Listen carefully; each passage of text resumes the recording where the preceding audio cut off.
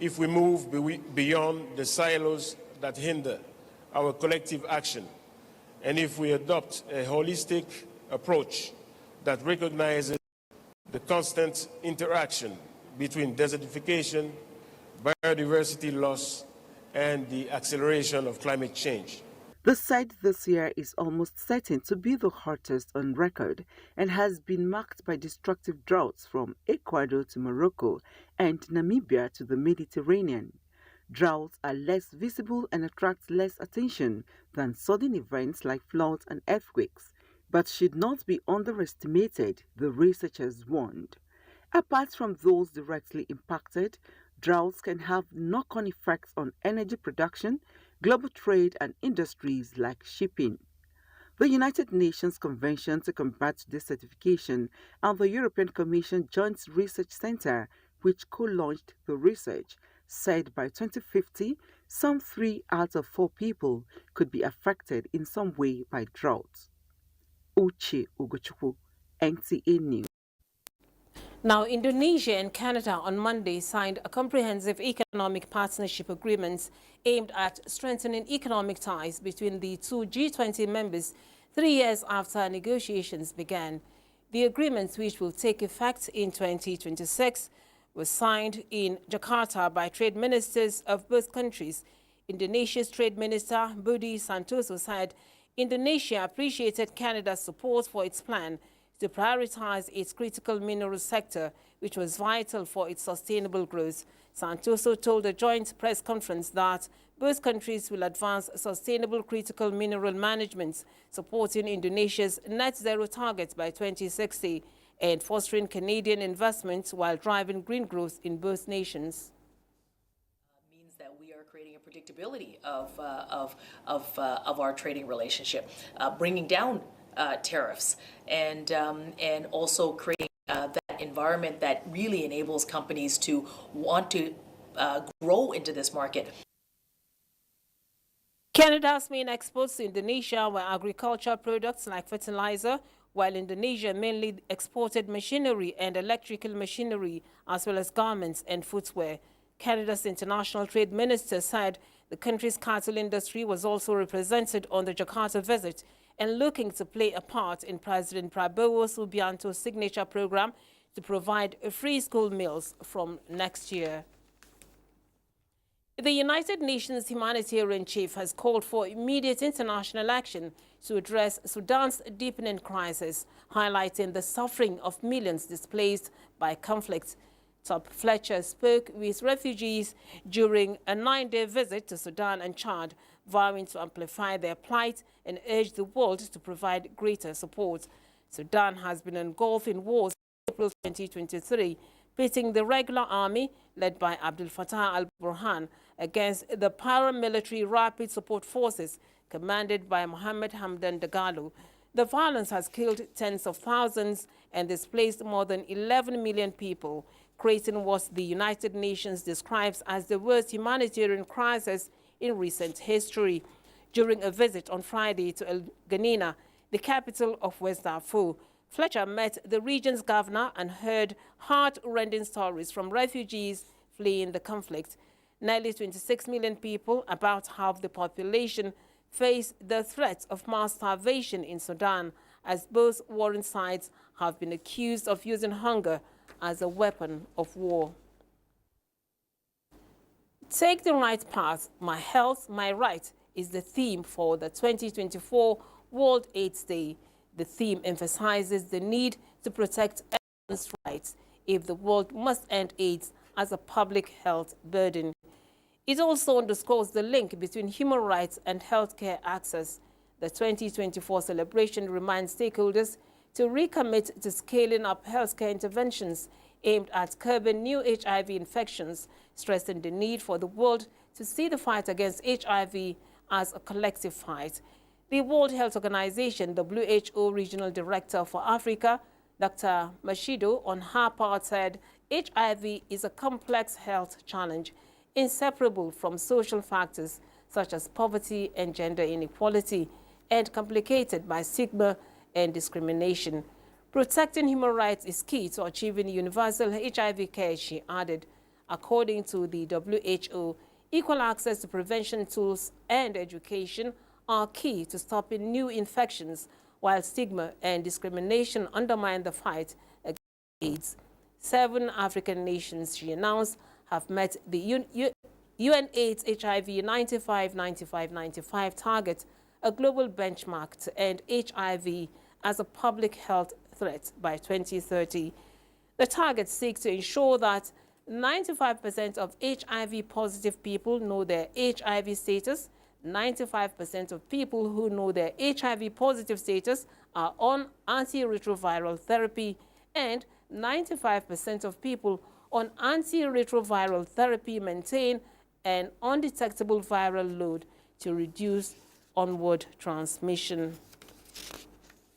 Now, joining us to continue the conversation on the World AIDS Day is the National Coordinator of HIV/AIDS Viral Hepatitis Control Program, Dr. Adebobola Bashorun. Thank you for joining us on the news at 7 on NTA International. All right, let's begin with the theme for this year's celebration, which is take the right path, my health, my right, while we have our slogan as take the right path, sustain HIV response, stop HIV among children. Now, we want you to speak to the theme. Thank you. Good evening. Happy World AIDS Day. World AIDS Day itself started in 1988, and it's been on every year since that time. So for this year, take the right path simply means we all have to take the human rights path to accessing treatment. And my health, my right simply means your health. You have the right to health. And in addition, this is a way to can achieve universal health coverage. Now, for Nigeria, our priority is more of sustaining the response. We've done made tremendous progress in the last couple of years in terms of putting people on treatment. Out of the 1.9 million Nigerians that are living with HIV, about 1.63 are currently on treatment. And we've done a lot of system strengthening to do that. So we need to sustain that response, that progress we are making. And the part that is still challenging, which we are going to address as a country together, is to ensure that we have no child living with HIV. And that's why we have that slogan for the country, focusing on no child is infected, in addition to strengthening the PMTCT, and of course, child treatment and case finding amongst the pregnant women. So the slogan is there, and we have to just follow that with all our efforts as a country, Nigeria. All right, talking about sustaining the efforts to combat the HIV, the World Health Organization has just given information that many countries have met the 95-95-95 target. Where is Nigeria in that table of statistics? Thank you. So the first 95 speaks to those that know their HIV status. Currently, we have Nigeria is at 90% of those that know their HIV status. So out of the 1.9, about 90% of that know their status. Then in terms of those that are on treatment, 95% of those that know their status are currently on treatment, and 96% of those on treatment currently have viral load suppression or non-detectable viral load. And the beautiful thing is, if your viral load is non-detectable, it simply means transmission from one person to the other is unlikely.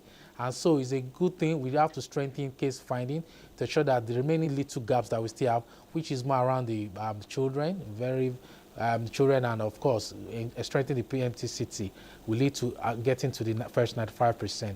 But in terms of the treatment, 95% is on treatment and 96% are currently suppressed for Nigeria as of today. So we also understand that most countries have keyed into the long-acting injectable, which provides choices to people living with HIV.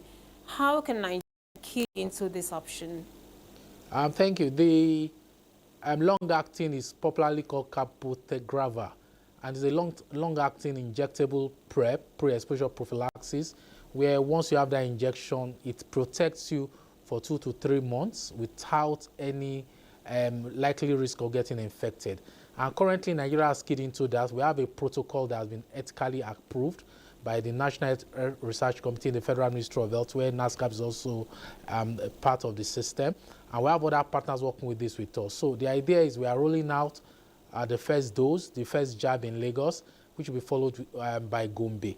And the idea is we want to give this to those that we need in them, the key populations, and people who inject drugs, and people that definitely will not they are currently having higher risk of getting infected with HIV. And this is the future because it gives you a long-term, long-acting injectable drugs to protect you. So Nigeria has keyed into this, and definitely we'll keep rolling this out to many other states. And we are going to start the first jab within the first this week in Lagos, and it's sure this is the way to go for Nigeria. All right. Recently, Nigeria launched the HIV Vista, which Nigeria is leading 8 other African countries in HIV vaccine production. Can you tell us what that means for Nigeria and the entire African continent? So, you know, as a country or globally, there's no vaccine currently that can say is active, that is having enough efficacy to tame the HIV virus or to protect someone from getting the HIV virus. So with the support of the USAID, there's this grant that's been, of course, beneficiaries are Africans and Nigerians, 8 countries, Zambia, Zimbabwe, South Africa, and Nigeria is one of the countries. So the idea is to create a vaccine system, and the VISTA vaccine innovation, science, technology acceleration. So the idea is to build a system within the African system, looking at our subtypes of the HIV and see the HIV vaccines that definitely may be promising for us as a continent. And this is fully funded with the support of the US government, and also, of course, some countries are also supporting based on their internal resources. And the idea is to create a system, build a vaccine that is purely looking at the subtypes in Nigeria, in Africa, and definitely Nigeria is the only country in West Africa that is in this eight country group. So this is the way to go: prevent either through PrEP and also prevent through vaccination. And we know vaccines have a lot of efficacies. It has been used to to eliminate a lot of disease, or eradicate a lot of disease, including smallpox, even polio, and some others. So definitely HIV may be one of the candidates for this in the nearest future. But definitely with teamwork amongst the African nations, we can get this done. And the Federal Ministry of Health is leading this with his team, with national stakeholders in the country. Thank you. Thank you so much, Dr. Bashirun, for joining us on News at 7. Thank you very much for having me. All right, you're watching the news on NTA International. We now go for a short break. The news continues shortly. Do stay tuned. You're welcome back. Britain's widest reaching African media organization, Trumpets Media Group, has conferred an award of recognition on NTA's former Europe correspondent, Hawa Yusuf Funtua, for her contributions to the promotion of the positive image of Africa and Africans through the media. Francis Ujojo reports that the awardee received the gesture during the 26th gathering of Africa's Best Awards ceremony in London. An event founded in 1999 by Trumpet Media Group is aimed at combating the international media's negative stereotypes against Africa and Africans. The GAB Awards, which showcases Africa's best and rewards excellence among Africans on the continent and in the diaspora, had recognized and rewarded the incredible talents of over 300 individuals and organizations promoting a positive image of Africans around the world in the past years. Notable among such personalities are Nelson Mandela, Professor Thomas Adeoye Lambo, and Kofi Annan. This time, Hawa Yusuf Funtua, a former correspondent of the Nigerian Television Authority in Europe, caught the attention of the organizers of the 26th gathering of Africa's Best Awards and decided to recognize and honor her for promoting a positive image of Africans around the world. Even though my name is on the plaque, but I assure you that this dedication is for the Nigerian Television Authority. Hawa Yusuf Funtua is a frontline broadcaster who served in various capacities with the Nigerian Television Authority NTA National and International from 1996 to date. She is the first ever NTA International correspondent in Europe and currently heads Yarism Limited, a film and television production company in Nigeria. She is a seasoned journalist, scriptwriter, and has covered international conferences, summits, seminars, and world travel markets. She has been on the international scene on various occasions with reputable journalists like Christian Amapo of CNN, Riz Khan of Al Jazeera, Laura of BBC, amongst many others. She is currently a member of the Foreign Press Association, Commonwealth Club, and London Union of Journalists. With a plethora of degrees and certificates, she remains an iconic force to reckon with in the world of television and journalism. She is an alumnus of Ahmadu Bello University, Zaria. Francis Udojo, NTA News. Sultan of Sokoto and President General Nigeria's Supreme Council for Islamic Affairs, Muhammad Saad Abubakar, has declared Tuesday, 3rd December 2024, as the first day of Jumada Asaniya 1446. This is contained in a statement signed by the Chairman Advisory Committee on Religious Affairs, Sultanate Council Sokoto, Professor Sambawali Junaid. The Sultanate Council Advisory Committee on Religious Affairs, in conjunction with the National Moon Sighting Committee, did not receive any reports from various moon sighting committees across the country confirming the sighting of the crescent of Jumada Asaniya 1446 on Sunday, 1st December 2024, equivalent to 29th Jumada Ula 1446. He says Monday, 2nd December 2024, will be 30th Jumada Ula 1446.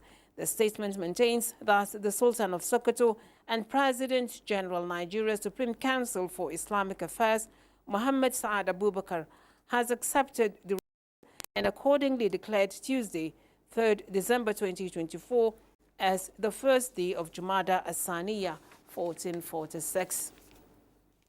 Now, the Chief Judge of the Federal High Court, Justice John Tsoho, has urged judges and judicial officers to adhere to best practices in justice delivery as they navigate the challenges confronting the Federal High Court in particular and the judiciary in general. Justice Tsoho stated this as the 2024-2025 Special Legal Year Court Session held at the Federal High Court headquarters in Abuja. Chukununso Mwabweze reports. The court section, which marked the commencement of the Federal High Court 2024-2025 legal year, provided an opportunity for the Chief Judge of the Federal High Court, Justice John Tsoho, to take record of achievements, challenges and prospects, as well as reaffirm commitment to excellence in the administration of justice. In this new legal year, I call upon all judges and staff of the Federal High Court to rededicate themselves to the pursuit of justice. Let us work together to uphold the integrity and independence of the judiciary and to ensure that the Federal High Court remains a beacon of hope for all who seek justice before it. The Nigeria Bar Association and the Body of Senior Advocates of Nigeria, while lending their support to upholding the dignity and integrity of the nation's judicial sector, called for judicial reforms to enhance justice delivery mechanism in the country. The court must improve access to justice by developing the courts to be user-friendly, applying technology to speed up the filing and service of court processes, disposing of cases promptly, and putting in place measures that ensure quick dispensation of justice without resorting to technicalities, delay or time-wasting measures. We lawyers have come under suspicion of using our learning to advance our private and personal interests to the detriment of the nation. We must take a stand. This profession teaches us to take one side. Let us take the side of the nation. At the commencement of the current legal year, which got underway in September, a total of 155,969 pending cases were inherited from the previous one. Adjudicating on these cases, as well as the ones expected to be filed within this period, are the huge tasks before these judges. Chukunonso Mwabweze, NTA News.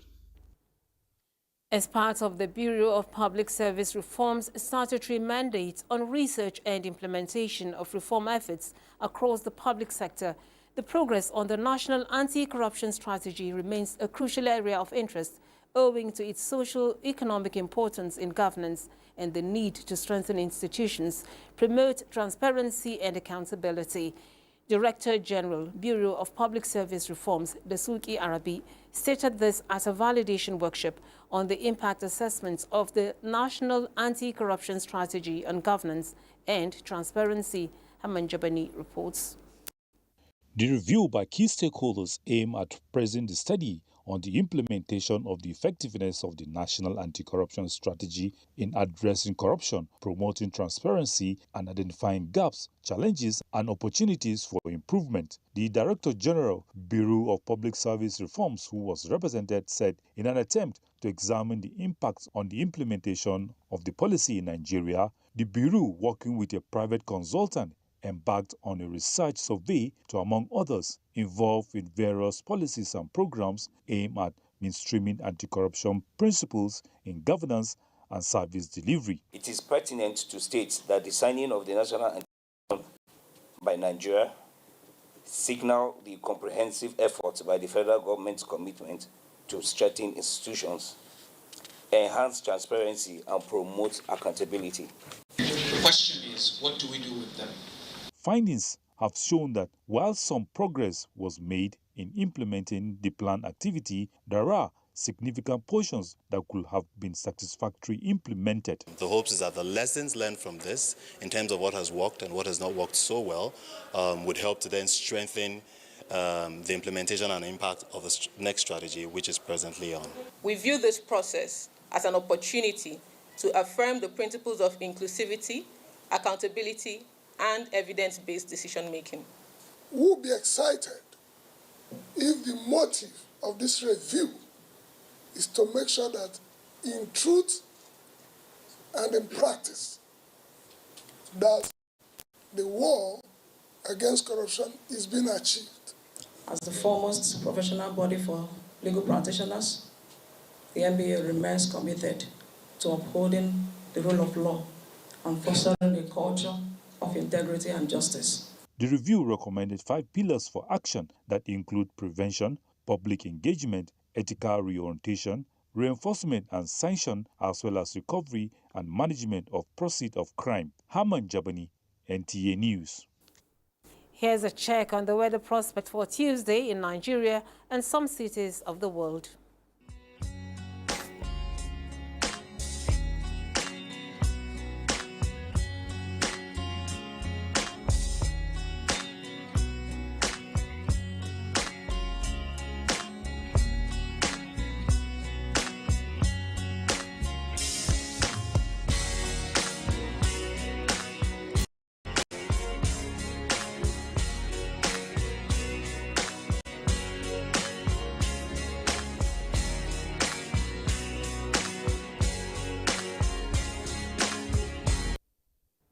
And those are the stories that made the news at this time on NTA International. We thank you for being a part of it.